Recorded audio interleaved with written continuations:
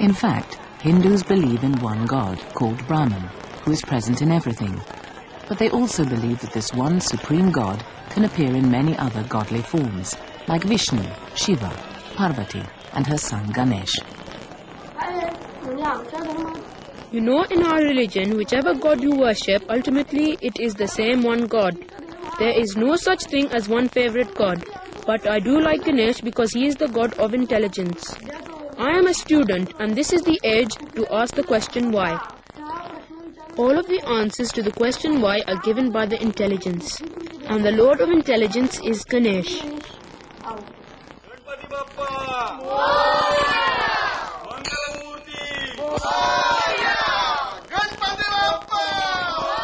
The night before the festival, Ajit's family go to buy one of the unfired clay Ganesh idols from the local dealer and carry it in procession to their home.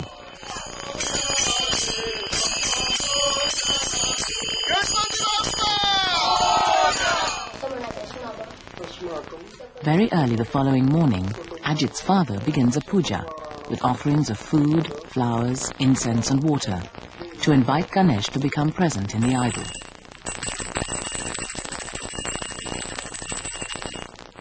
He is guided in his worship by a 12-year-old boy priest who has 16 more pujas to attend before the day is out.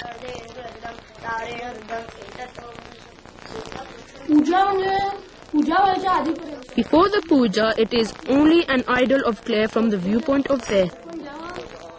But when the puja is performed, we chant special words which mean that the Ganesh idol has become enlivened with the spirit of the god and consecrated.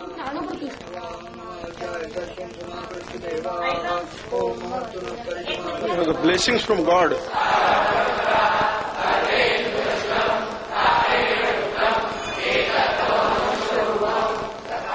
Most Hindus worship entirely at home, but some, especially older people, choose to go to the local temple, which is usually dedicated to a particular god.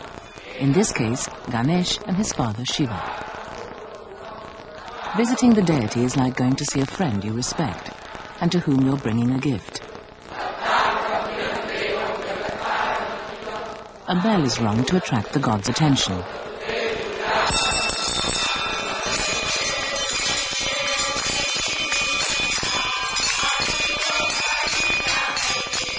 Every day the priest performs the chanted Arti ceremony, in this case to the god Shiva. In Hinduism, there are said to be 4 stages to life, and it is often those in their last stage who choose to attend these ceremonies. The priest makes offerings on behalf of the people and holds up the holy, purifying fire to Shiva's image. Arti is the worship of the sacred flame, or divine light, symbolizing God.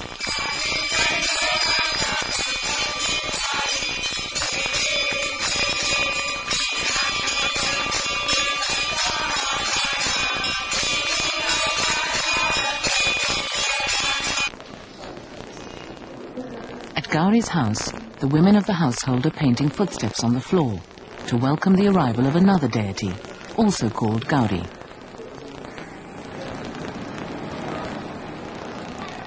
But first they must gather pebbles that will serve as symbols of the goddess and be laid beside Ganesh in his shrine.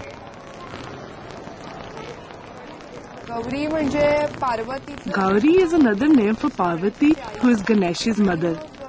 Ganesh cannot be mentioned without reference to his mother, because it is she who created him. The pebbles are collected and brought home to symbolize her manifestation. Usually, they are found by the banks of a river, and a prayer said to consecrate them and represent her presence next to Ganesh in his shrine.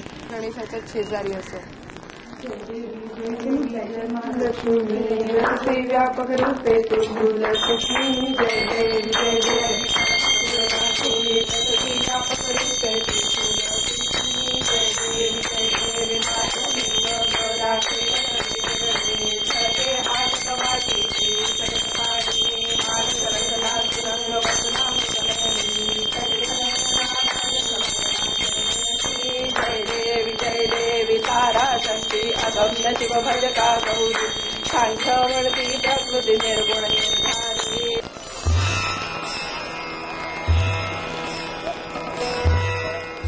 Hindus believe that part of God is in us all, the soul, or Atman. When the body dies, the soul moves to another body, a process called samsara, or reincarnation, meaning rebirth. According to the law of karma, you will be reborn as a happier or more important person if you live a good life, and will eventually break this cycle of rebirth and escape from the physical world. This process is known as moksha, the ultimate goal of life. For children, though, there is also, at festival time, a fun side to Hinduism.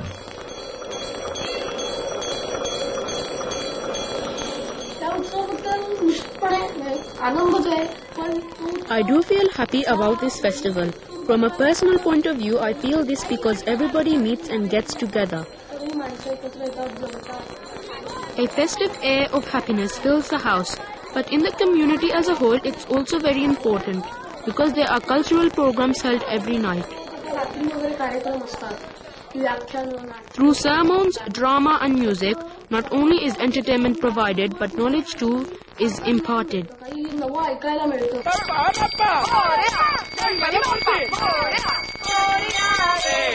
At the end of the festival, the Ganesh idol is carried with great ceremony by Gauri's father to the sea, where it will be immersed in the waves, along with thousands of others, large and small, from all over the city.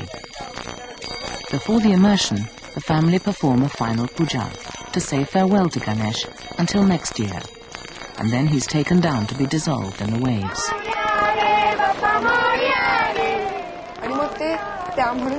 He is taken away happily like a guest who is bid farewell and invited to come back. That is why we say, Ganpati Bappa Moria. Come back soon next year.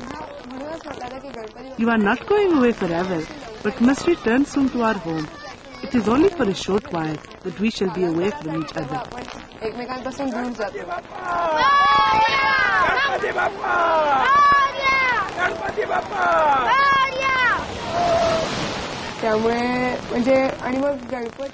In fact, after the immersion of the idol, it always feels like a member of the family is missing. However much one denies it, it always feels like there is a presence in the house, someone in our midst. You feel and know there is someone to stand by you.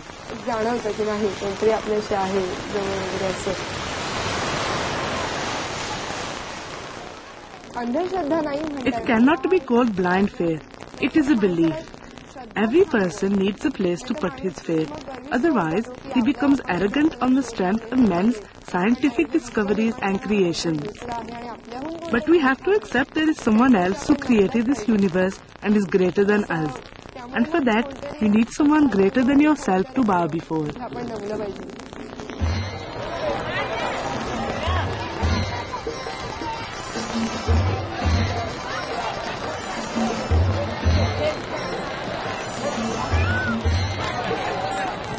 Later that evening, the giant communal statues are carried down to the sea, where 1 million people on Chowpatty beach bid farewell for now to their favourite god, with the hope that he will return again at the same time next year at the annual festival of Ganesh Chaturthi.